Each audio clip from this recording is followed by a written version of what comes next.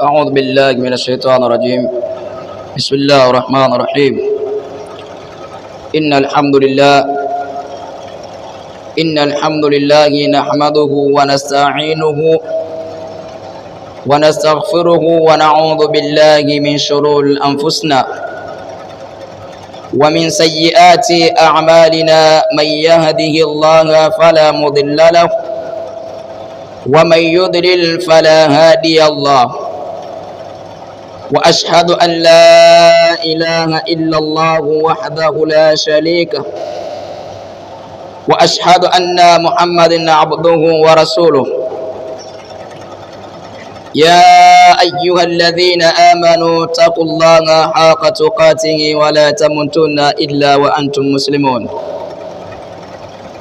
يا أيها الناس اتقوا ربكم الذي خلقكم من نفس واحدة. يا أيها الذين آمنوا اتقوا الله وقولوا قولا سديدا يصلح لكم أعمالكم ويغفر لكم ذنوبكم ومن يطع الله ورسوله فقد فاز فوزا عظيما. ربي اشرح لي صدري ويسر الأمر واحلل عقدة من لساني يفقهوا قولي. أما بعد. Ndugu zangu watukufu wa Islam, kila sifa njema ni za Mwenyezi Mungu Subhanahu wa Ta'ala,